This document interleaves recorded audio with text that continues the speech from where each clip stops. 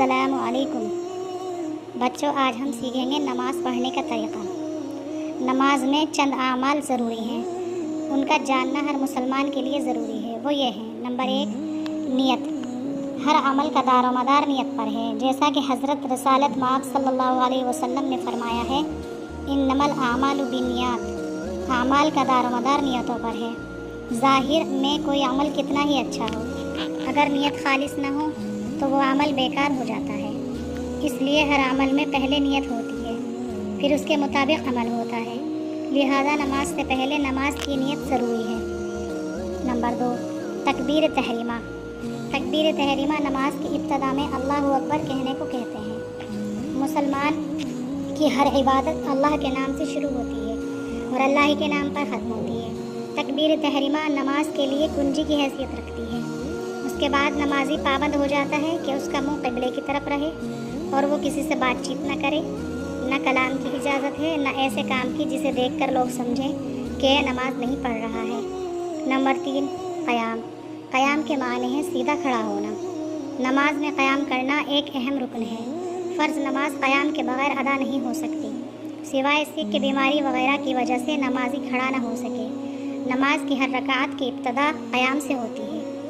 جب نمازی نماز کے لیے کھڑا ہوتا ہے تو رحمت کے فرشتے نمازی کے نام عمل میں خیر لکھنا شروع کر دیتے ہیں۔ نمبر 4، رکوع۔ رکوع نماز کا اہم رکن ہے۔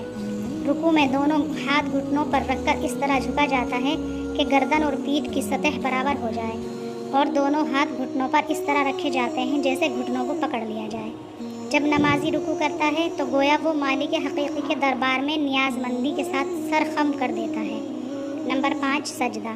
سجدہ نماز کے ارکان میں سب سے اہم رکن ہے۔ سجدے میں پیشانی اور ناک زمین پر اس طرح رکھتے ہیں کہ ان کے دونوں طرف دونوں ہاتھوں کی ہتھیلیاں زمین پر ہوں اور کوہنیاں زمین سے اونچی ہوں۔ پیٹ رانوں سے الگ رہے اور دونوں بازو پسلیوں سے علیحدہ رہیں۔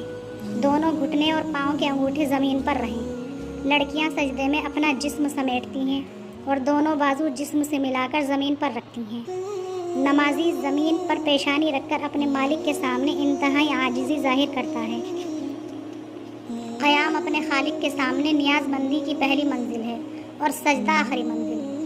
اللہ تعالیٰ نے سجدہ فرض کیا ہے اور ہر رکعت میں 2 سجدے ہوتے ہیں۔ نمبر 6، قعدہ اور تشہد۔ دوسری اور آخری رکعت کے دونوں سجدوں کے بعد 2 زانو بیٹھتے ہیں۔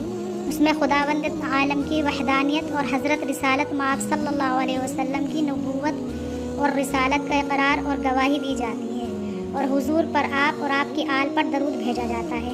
اس کو تشہد کہتے ہیں۔ نمبر 7، سلام۔ سلام نماز کا آخری عمل ہے، اس پر نماز ختم ہو جاتی ہے۔ نمبر 8، تسبیح و تحلیل۔ تسبیح کے بعد سبحان اللہ کہنا ہے اور تحلیل کے معنی لا الہ الا اللہ کہنا ہے۔ تحمید کے معنی الحمدللہ کہنا ہے۔ ثواب حاصل کرنے کے لیے نماز کے بعد تسبیح تحلیل پڑھی جاتی ہے تاکہ خدا کی بارگاہ سے زیادہ ثواب حاصل ہو۔ نمبر 9، عبادات۔ عبادات 2 قسم کی ہیں۔ کچھ فرض ہیں جن کا ادا کرنا ضروری ہے، اگر ادا نہ کریں تو عذاب ہوگا، جیسے 5 وقت کی نماز اور نماز جمعہ، نماز فجر کی 2 رکعات، ظہر کی 4 رکعات، عصر کی 4 رکعات، مغرب کی 3 رکعات، عشاء کی 4 رکعات اور نماز جمعہ زوال آفتاب کے بعد جمعے کے دن 2 رکعت پڑھی جاتی ہے۔ نماز جنازہ فرض کفایہ ہے، اگر وہ قیام کی حالت میں پڑھی جاتی ہے۔ اس میں رکوع، سجدہ اور تشہد نہیں ہوتا۔ قیام میں چند تکبیریں اور دعائیں پڑھی جاتی ہیں۔ نمبر 10، نفل۔ نفل نمازیں وہ ہیں جن کے پڑھنے سے اللہ پاک خوش اور راضی ہوتا ہے اور ثواب ملتا ہے۔ نفل نمازیں 2 رکعت پڑھی جاتی ہیں۔